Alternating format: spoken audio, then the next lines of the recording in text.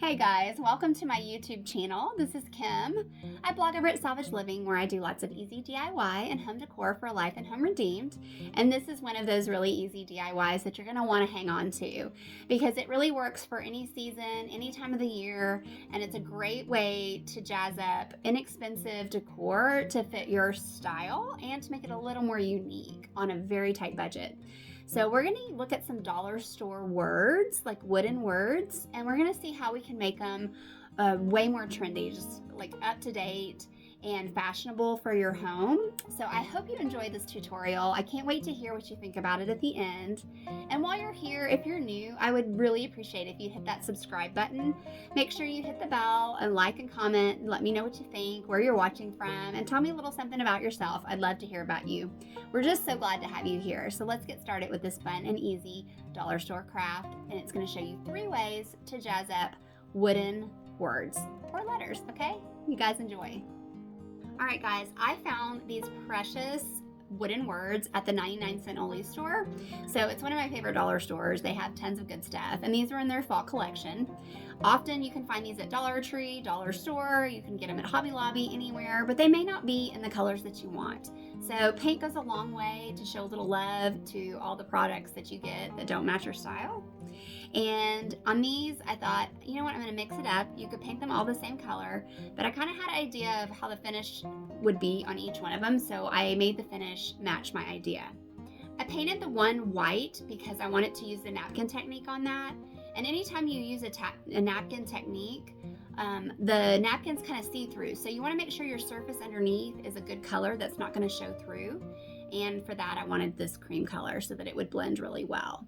You're going to use Mod Podge over the entire surface of your words or your letter, and then get a napkin. Make sure you get all of the plies torn apart. Napkins are usually 2 or 3 ply. Leave it on just smooth it out over your words, get all the little bubbles out, and then let it dry for a few minutes. You can also put the Mod Podge on top of it if you wanted to as an extra step to seal it. Next, I'm using the Mod Podge again, but this time I'm using craft paper. You can get this at the dollar store as well. It's usually in the gift section. It's kind of like wrapping paper or postal paper, but it's really a yummy texture. It's kind of like a paper bag, and I love it for just neutral decor. And put that on top of your letters, the same thing, and then let that dry. While that's drying, I went ahead and wanted to do a stencil on this last one. Now, these little stencils are super cute. You can find them in dollar stores. I got these at the Dollar Spot and Target, but they have some really cute ones all the time at Walmart. So make sure you look for just good patterns that you like that are kind of stylish and trendy, and use those as a good basis to just transform something that's really basic. You can use them as a background, use them all over words and letters. They're just great to have. You can use them in scrapbooking. There's so many options for using these little stencils. You're going to overlap your stencil so that it makes a complete repeat pattern, and that's the great thing with patterns is you can just use them on any surface as large as you want to over and over and over. Now that your other pieces are dried, we're going to use a little bit of sandpaper to knock the napkin off the edge, and you can lightly sand it. It will help get that paper tapped away as easy as easy. You can actually use a sanding block as well. Sometimes I use a piece of paper, especially for something like this that has a little more intricate details, because you can bend it and put it into the little cracks and crevices to get all the napkin torn away and the insides of the loops and things like that. So you can also take some paint and edge the outside of this letter if you wanted the outline of it to be a little bold and a little more bold and a little darker. And that's an option as well. You might just like do a little dry brush on the outside of this word, blessed. But this is an easy technique. You can use floral patterns, geometric, anything that would match your decor. I love black and white, so these napkins are favorites of mine, and I've had them so long I can't really remember where I got them, but I know that Tuesday Morning is a great spot for really decorative, pretty napkins. You can also check Amazon. I like to find those a lot of times on clearance. So now going back to your craft paper letters or word, make sure it's glued down on all the edges. We're going to do a little different technique than the sandpaper. You could use the sandpaper technique on this one, but I thought I'd teach you something else, and that's a burning technique. So I just use a little lighter and burn the edges. Of course, you always want to be really careful with this. It might be something you want to do outdoors. You might want to make sure you have some water close by in case things get a little carried away. But really what you're going to find is that the fire kind of stops right on the edge where the Mod Podge meets the wooden letter, and you can easily blow out the little flame.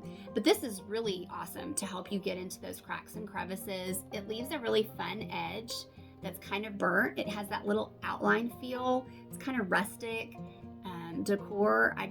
It's kind of super satisfying to do this technique. That you're just gonna go around and burn off that excess paper. It's so easy and so fun. Just be careful when you do it. You're gonna need to punch a little hole in your centerpieces and kind of cut it away a little bit so that the fire has a little bit of broken paper to grasp onto, because you'd be surprised with that Mod Podge, it doesn't catch fire very easily. And so it's gonna take a couple attempts to get those inside letters just like you like them. And I ended up having to sand a couple pieces away just to get it just right. But honestly, how cute is that? I thought the black on the edge would be good for this one because otherwise it would kind of burn the white. If you did white on the outside, I don't think that would be very, attractive. So you're going to probably want to paint the edges of whatever you do this technique on black or a darker color for the best finished look, in my opinion. So the last piece of this puzzle of what we're going to do is how are we going to style these letters or words. And I want to give you a really easy solution to making your own wall art that is typically really expensive, very inexpensive. So if you have different letters or you have words that you want to display, use drop cloth. You guys, drop cloth is my favorite fabric. You can find it at any of your big box hardware stores. You can order it on Amazon or Walmart. Make sure you get a drop cloth that is like a medium to heavyweight. You don't want it to have a lining or anything like that. It's just material, just a canvas drop cloth. And then lay your words out in an order that you want them, whatever size they're going to be, and cut a piece of drop cloth to fit those words with a little bit of extra length on the top and the bottom. And you can make a little banner. All you do is hot glue these letters or words to the drop cloth, and then get a stick out of your yard or a dowel rod, put it on the top, fold it over, add some hot glue, and glue that top piece, hanging piece, to your banner. Add a little jute string to tie it up and use for a hanger, and you have got yourself a super duper inexpensive, trendy sign to hang in your house, on your front door, whatever you want to do. This is great for holidays. It's great for everyday use. Hey guys, thanks for watching. I want to hear which word was your favorite. Which little makeover did you like the most? Really, you guys remember that is 3 easy ways to make over words. It doesn't have to be for fall, even though these words are traditionally for fall. You can use these ideas any time of the year. Make sure you subscribe. Get on our text list. That's really the best way to know when we have new YouTube videos out, when we have new blog posts out, and we always show extra special love to our text besties. The text number is 214-206-3675. We'd love to have you join us, and thanks for being here today. Bye, guys.